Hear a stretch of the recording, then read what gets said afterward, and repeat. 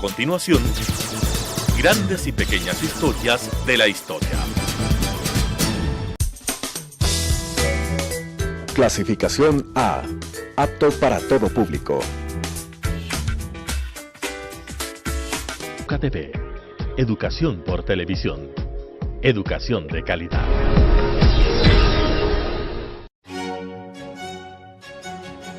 La historia está hecha de lo que unos quisieran olvidar y lo que otros no pueden olvidar.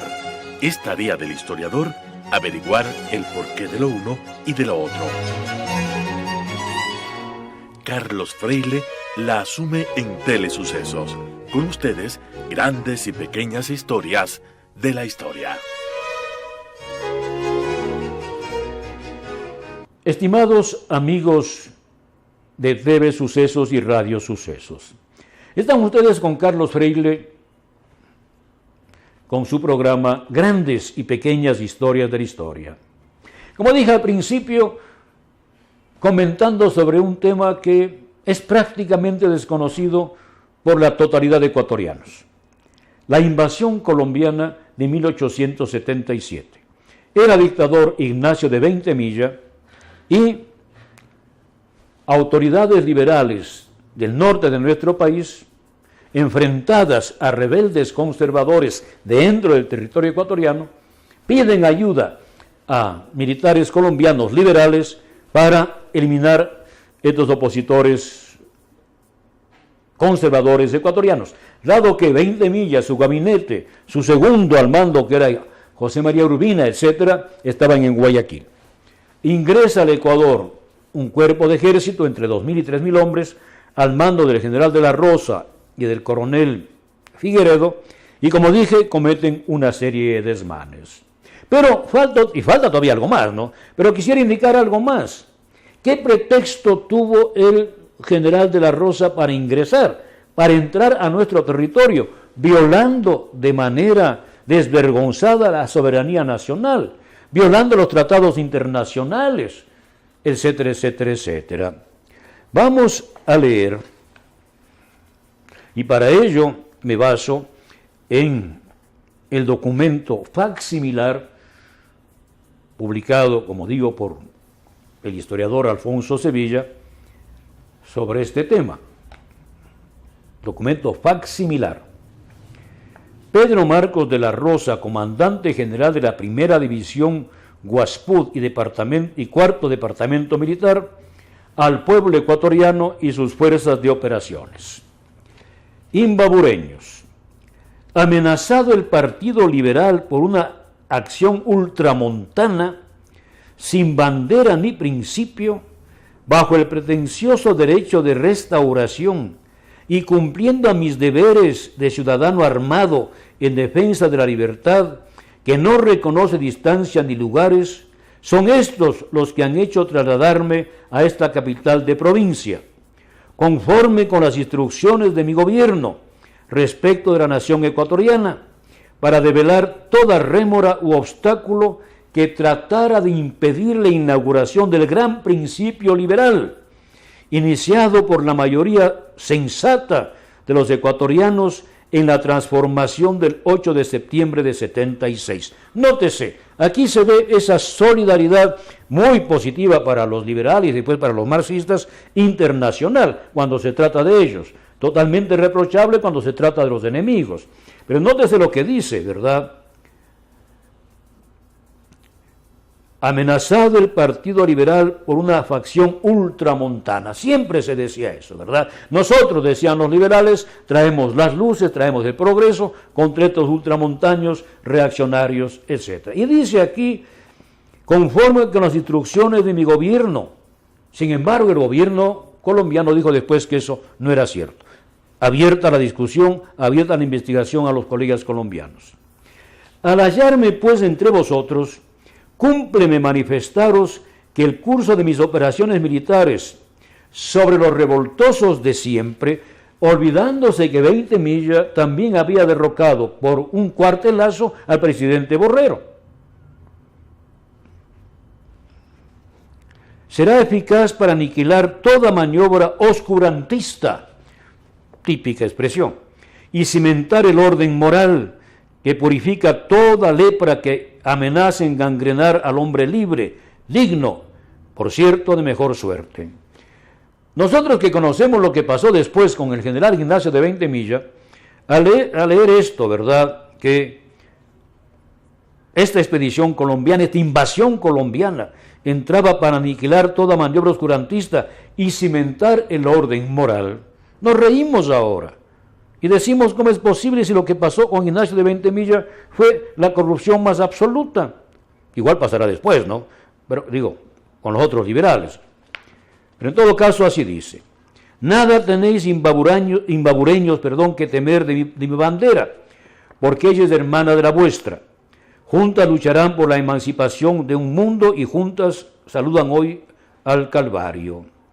Jefes, oficiales y soldados, congratulémonos con la pacífica ocupación de esta provincia, donde nuestras hermanas por comunidad de origen y de principios nos han saludado fervientes por el apoyo que prestáramos al triunfo de los derechos perfectos del hombre, cual lo recibió de su hacedor. Porque las tropas ecuatorianas liberales, favorables a Veintemilla, recibieron a los colombianos con los brazos abiertos, y aún hay más todavía, lo veremos. Grandes son los esfuerzos de Sudamérica respecto del buen éxito del Ecuador, con la regeneración que se ha propuesto llevar a cabo. Y si nosotros, los hijos de la Federación Colombiana, cooperamos a ella, cumplidos serán nuestros vehementes deseos. Firma Pedro Marcos de la Rosa, etcétera, etcétera, etcétera, los otros miembros de la expedición.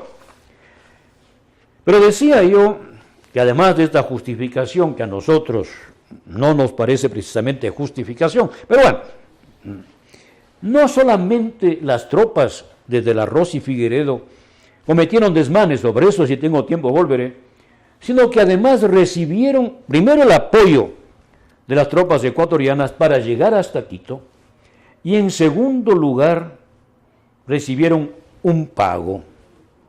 Estuvieron en nuestro país aproximadamente un mes, aproximadamente, día más, día menos.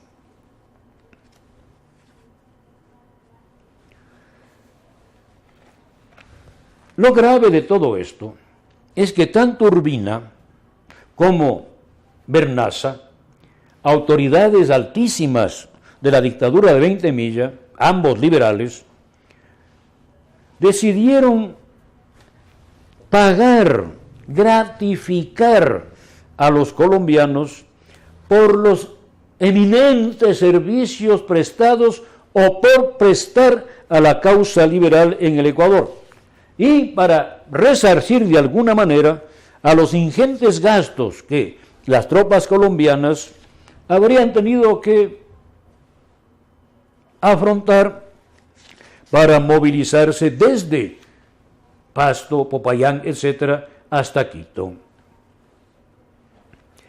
Don Luis Reunido Dávila, el gran historiador ecuatoriano, escribía en su libro que yo siempre recomiendo, Orígenes del Ecuador de hoy, en los volúmenes que dedica justamente a Borrero y Veintemilla, dice: parte de esas tropas, no las 3.000, algunas se quedaron en el norte, a Quito llegaron aproximadamente un poco menos de 2.000. Parte de esas tropas penetraron en Quito y no salieron sino después de exigir y ser pagadas de una fuerte suma. Fue esta de 10.000 pesos. En 1966, dice don Luis Reunido Dávila, que eso más o menos significaba 200.000 sucres, en año 1966. Yo no soy economista, yo no sé hacer estos cálculos, solo puedo decir, como dije hace unos momentos, que con 10.000 pesos se podía comprar en Quito 5 casas. Buenas casas. Ahora, si ustedes querían comprar excelentes casas, pues se podían comprar unas 3. En otras palabras, era una cantidad muy apreciable de dinero.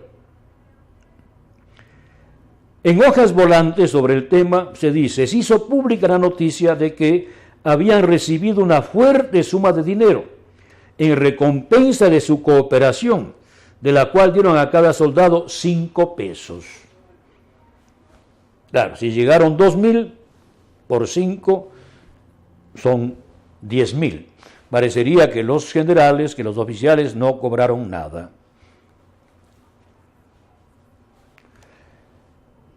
Pero además, como dije, no solamente estos 10.000 pesos, que ya veremos de dónde salieron. Sigo citando la hoja volante de la invasión colombiana. Cerca de 2.000 caballos.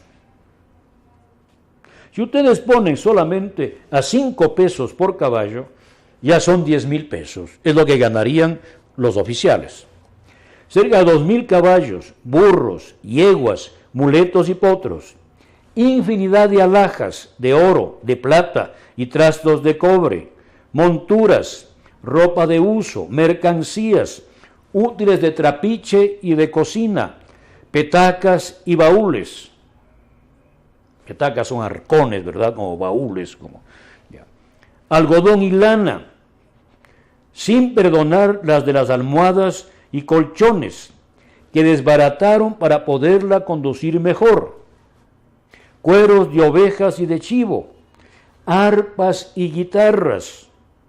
Y nótese lo que viene después: perros, gallos, gallinas y cuyes. Y 1.000 fruslerías más conducían en realidad de botín el memorable ejército. Tan solo para la manutención de las tropas colombianas de intervención en Imbabura se destinaron 100 cabezas de ganado y en metálico se consignaron 1.541 pesos. O sea, para alimentación no está lo que hemos visto nosotros, sino ganado vacuno robado en Imbabura más 1.500 pesos. En el próximo segmento vamos a indicar de dónde salieron los pesos, etcétera, y algunas consecuencias posteriores. No se olviden, están ustedes con Carlos Freire en su programa Grandes y Pequeñas Historias de la Historia, aquí en TV Sucesos y Radio Sucesos. Educa TV. Educación por televisión. Educación de calidad.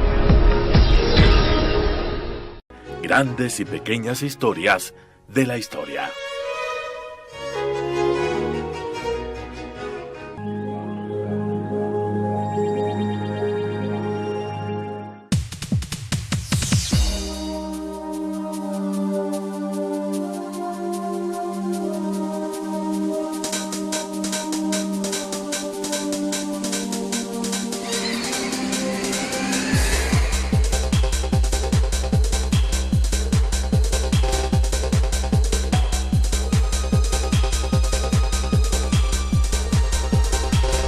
Telesucesos, porque Quito TV.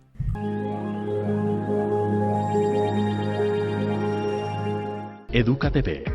Educación por televisión. Educación de calidad. Grandes y pequeñas historias de la historia. Estimados amigos de TV Sucesos y Radio Sucesos, están ustedes con Carlos Freire en este su programa,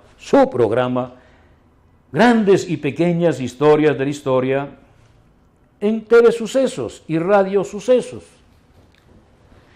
Estamos hablando ahora de una pequeña historia de nuestra historia nacional. La invasión colombiana de noviembre de 1877 para apoyar al dictador liberal Ignacio de Veintemilla. Este es un hecho real. No es ficción, no es novela.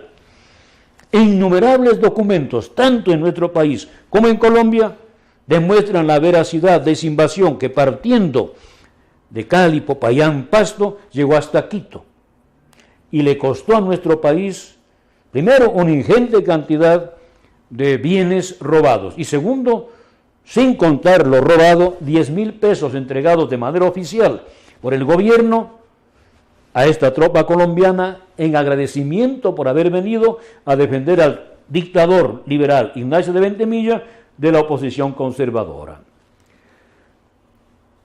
El Congreso de Colombia se reunió para discutir este tema y lanzó este decreto, artículo 1: exímese de toda responsabilidad legal a los jefes y oficiales del batallón tercero de Facatativá, 15 de línea, por la participación que hayan tenido en los últimos sucesos ocurridos en el sur y relacionados con la política del Ecuador.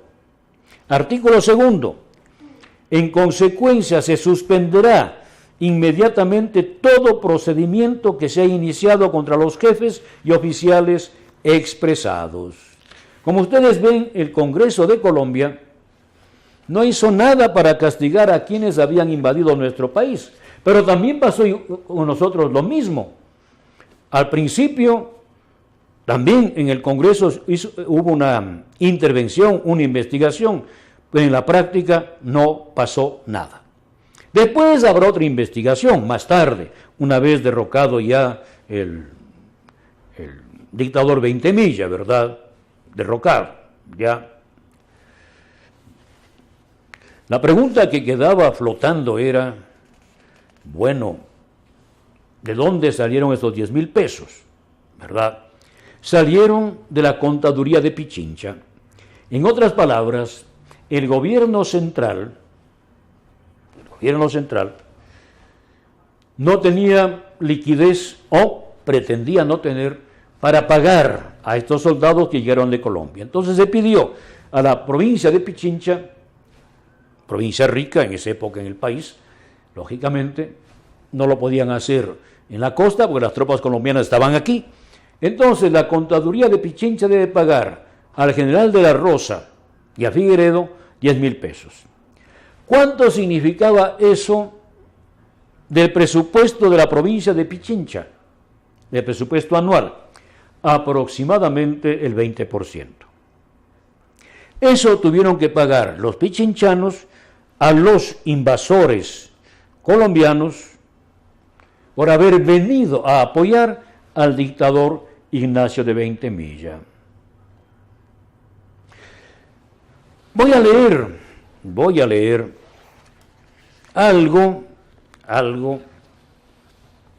de lo que en esa misma época se publicó de los desmanes de estos invasores colombianos.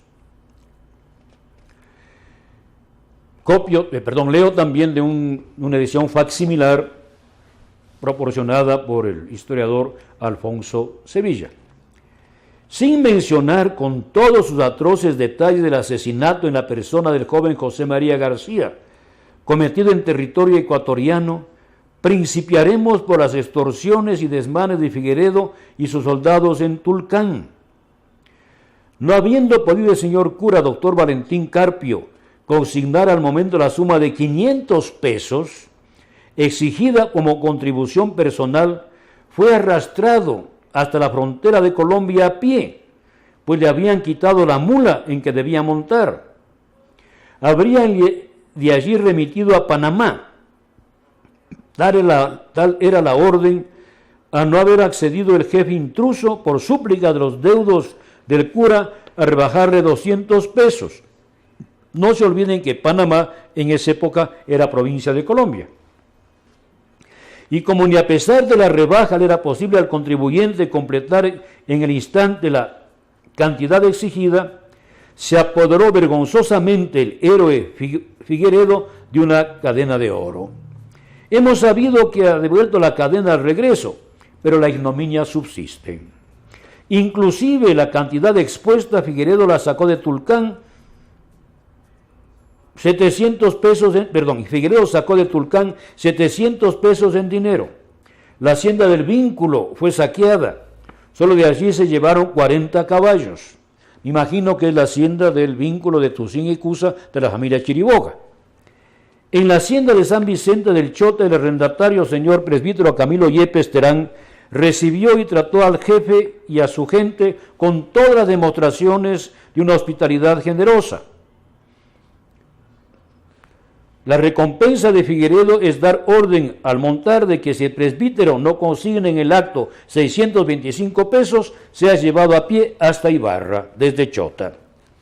A pie le trajeron después de haberle quitado un caballo ensillado, y preso le tuvieron hasta que pudo consignar la referida cantidad. De las haciendas de Pusir y Pimán se llevaron hasta los burros. En Ibarra, 1.000 y tantos pesos fueron extraídos del tesoro público, y a tal grado llegó la insolencia de la tropa que apalearon en las calles al Tesorero Nacional. Digno es de mención un decreto de Figueredo mandando que todos los liberales de la ciudad se presentaran a dar su firma para que de este modo asegurasen sus propiedades. Porque miren ustedes, los saqueos son excluyentes. Vale decir, solo se saquea las casas de los que se sabe que son conservadores o del pueblo que no se puede defender. A los liberales se les ampara con eso. Usted es liberal, venga y firme en un registro de que es liberal. Y así nosotros podríamos seguir leyendo, ¿no?, todo lo que testigos de esa época publicaron unos meses después. Asesinato también de indígenas, el indígena Manuel Carlos Sama para quitarle una mula.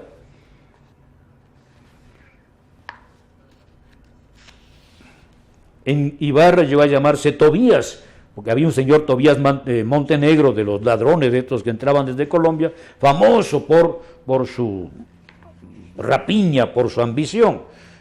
Y todo esto se hacía, como dice el texto de 1878, ¿cuáles serán sino estos los hechos tocantes a la honra del género humano y de la civilización?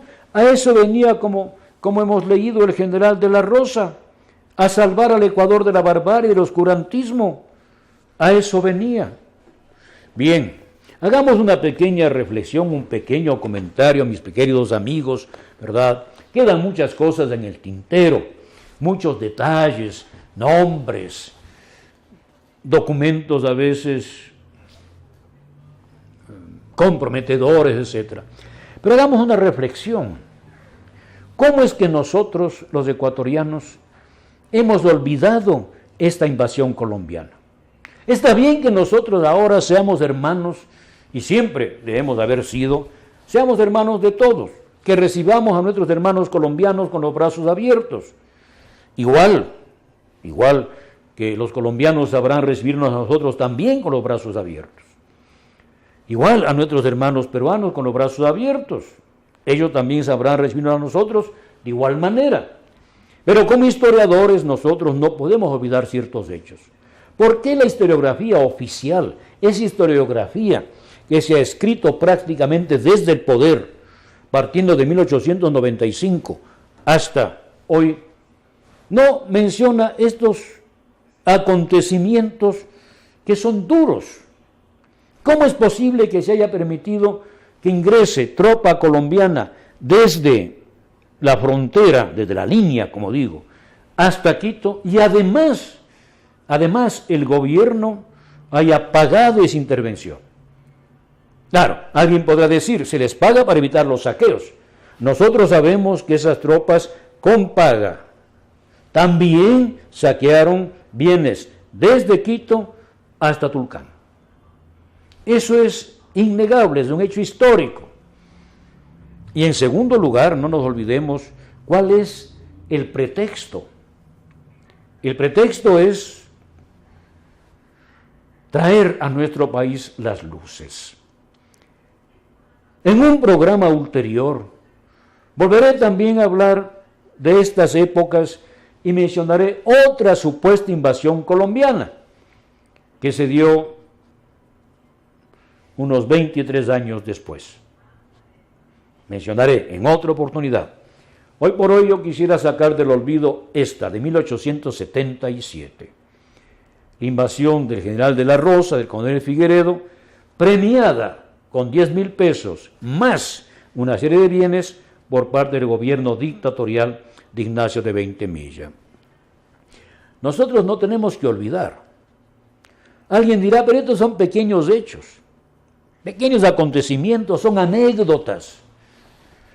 No, no son anécdotas, simplemente. ¿Por qué? Porque nosotros estamos viendo cómo, en aras de la libertad, en aras de la modernidad, de las luces, se cometieron crímenes. Se abusó de nuestra población, de las personas más pobres y desamparadas, indígenas, campesinos, etc. Y esto seguirá sucediendo después. No cesarán las invasiones que nos llegan de fuera. Tampoco dejará de haber las invasiones que van de aquí hacia afuera. Son temas, como digo, sobre los cuales volveré. Por nosotros está dicho lo que podemos decir. Que no quede el silencio, que se sepan ciertas cosas. Y que no se laven las manos como personas totalmente impolutas aquellos que defienden estos regímenes liberales del siglo XIX y también posteriores. Queridos amigos, he hablado en este programa de una pequeña historia, la invasión colombiana de 1877, noviembre de 1877, en tiempos de Ignacio de Ventemilla. Reflexionemos sobre estos puntos, comentemos sobre estos puntos y tratemos de conocer más nuestra historia, aquello que nos orgullece y aquello que nos entristece. Educa TV. Educación por televisión. Educación de calidad.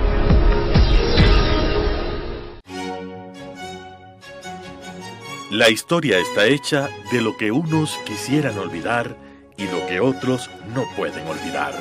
Es tarea del historiador averiguar el porqué de lo uno y de lo otro. Carlos Freile la asume en Telesucesos. Grandes y pequeñas historias de la historia.